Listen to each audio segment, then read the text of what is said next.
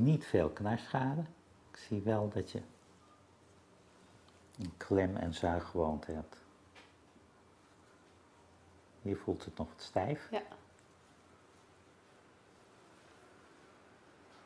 Die ook? Ja, die valt mee op het moment.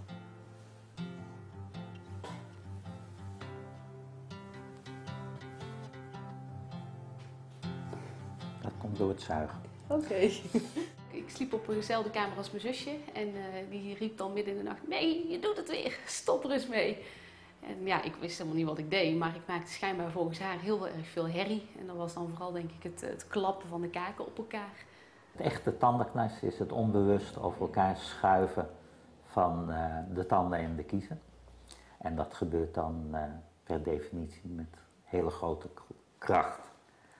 Wat veel meer mensen doen is het onbewust op elkaar houden, al dan niet met veel kracht, maar over het algemeen heel lang, van de tanden en de kiezen in een soort klemmende beweging. Dat zorgt voor slijtage van de kiezen en oververmoeidheid van de spieren. En dat met name, dat laatste met name, is vaak verantwoordelijk voor allerlei onduidelijke, maar hele nare pijnklachten.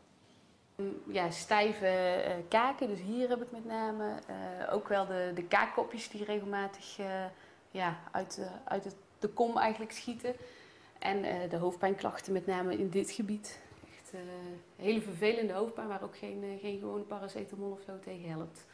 Bij veel mensen is het klemmen, dus vaak een uiting van spanning. In de meest brede zin van het woord. Inspanning, concentratie of soms ook stress. Ik heb eerst een kaakoperatie gehad. En eigenlijk ook een beetje met het idee van nou daarna zullen de klachten wel afnemen. Die namen niet af. En kwamen gewoon weer in alle hevigheid terug. En toen is het balletje eigenlijk gaan rollen. Eerst met fysiotherapie. Vervolgens splinttherapie. Dus dat is een hard plaatje eigenlijk wat je op je kiezen klikt. 's Nachts. Die beet ik kapot. Dus er kwam gewoon echt grote krachten kwamen er vrij. En ook combinatie splinttherapie en fysiotherapie. En dat hielp eigenlijk allemaal niet. En toen uiteindelijk heb ik de brugstop gekregen. En daar heb ik wel baat bij. De traditionele behandeling is uitleg en vaak geruststelling. Fysiotherapie, dus letten op de houding, letten op de gewoontes. Het soepel maken van de spieren. En het managen van het gedrag. Dus door psychotherapie, ontspanningsoefeningen. Beschermen van de kaak met behulp van een OB-plaat. En daarnaast hebben we nu ook de brugstop die het overmatig aanspannen van de spieren doorbreekt op het moment dat het gebeurt. Die gaat met een band eigenlijk hier aan mijn arm. En dan een mondstukje heb ik dan in mijn mond. Dan moet ik hem aanzetten.